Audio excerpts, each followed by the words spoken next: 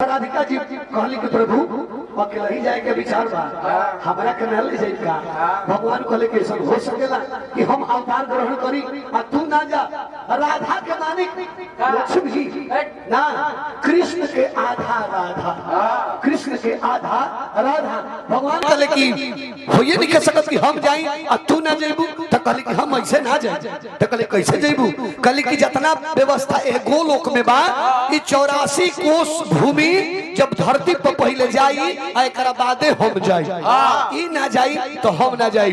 गोवर्धन बने इहो धरती पर जा तब जा करके 84 कोस भूमि डायरेक्ट गोलोक से ब्रजमंडल में आई।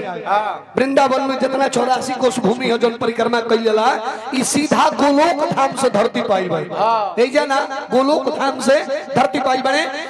आ गोवर्धन जी द्रोणगिरी के द्रोणाचल पर्वत के पुत्र बन के जन्म ले ले। 7 योजन में इनकर सुविस्तार भइल। ई कैसे ब्रज में आइले? पुलस्त्य ऋषि एक दिन घूमत घूमत द्रोणाचल पर चल गिले। आ जब उनका बेटा गोवर्धन के देखले इतना रमणीक सुंदर दृश्य मनमोहक लागल, कहले कि हम इनका के काशी लेके जो गइल चाहतानी। कहले कि बाबूजी से आदेश ले ली। कहले कि ना मन होते हुए केकर मन हो कि हमर बेटा हमरा से अलगा होखो है, लेकिन ना मन होते हुए कहले कि ले जाई। जब देखले कि अब बाबा लेके चली है त कहले कि ई बताई ले कैसे जाई? कहले कि त अपना के हलुक करबो तब नु लेके जाई। तब गोवर्धन जी अपने आप के छोटा बना लेले, हलुक कर लेले, बाबा के हाथ पे आ गइले, लेके चले।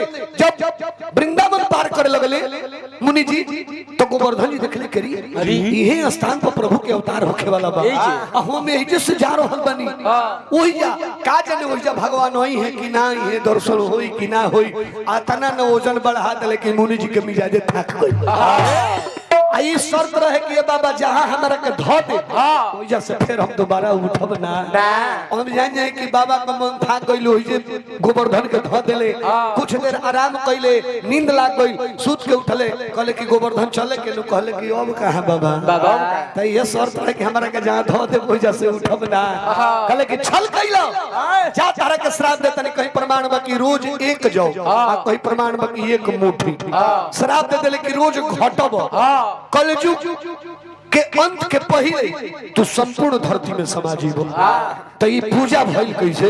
अब तनी एक पर विचार कर जाओ।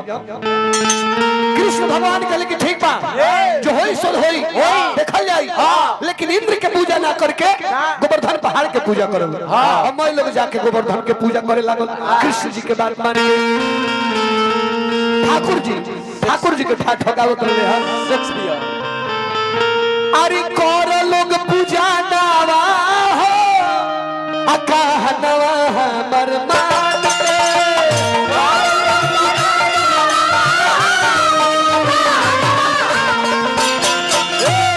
कौर लोग पूजा नावा हो अकाह नवा हमर मान के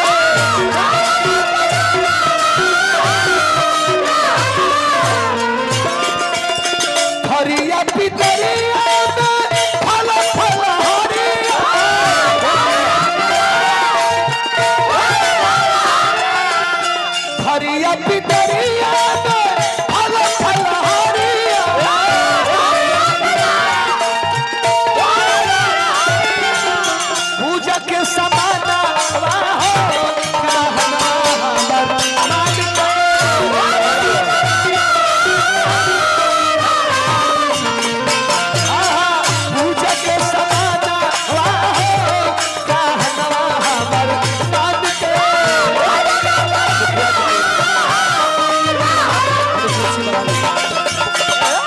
होने वाली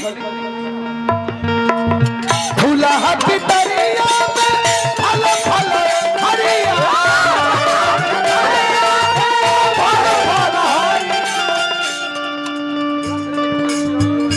नमो बता दे। हमारा धर्मेंद्र बाबा बहुत बहुत रुपया के पुरस्कार देनी। हार्दिक हार्दिक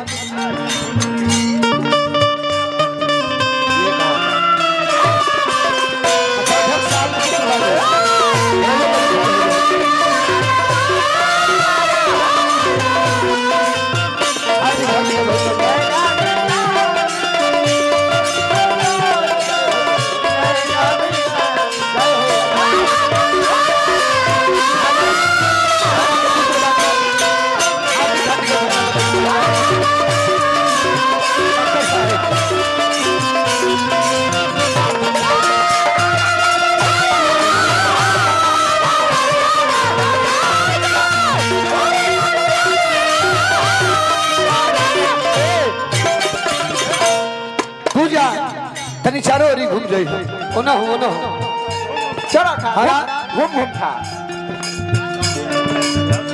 संध्या के पक्ष अध्यक्ष महोदय सैकड़ों रुपया के पुरस्कार हार्दिक हार्दिक अभिनंदन नमस्कार जय जयकार आशीर्वाद के चाहना करतनी बबुआ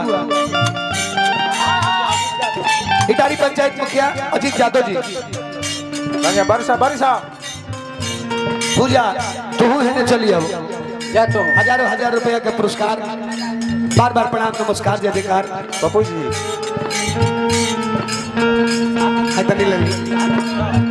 पप्पू जी हार्दिक हार्दिक अभिनंदन बा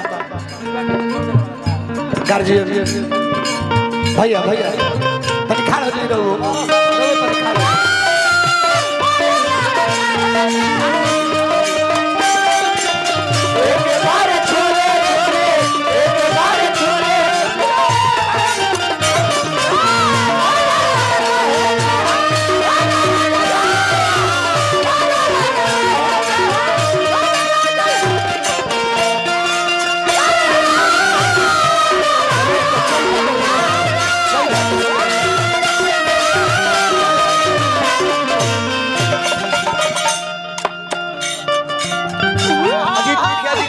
अभिभावक भारत शिक्षा जी के सम्मान में पुरस्कार हजार रुपए के हार्दिक हार्दिक अभिनंदन नमस्कार जय जयकार आशीर्वाद के चाहना कर दो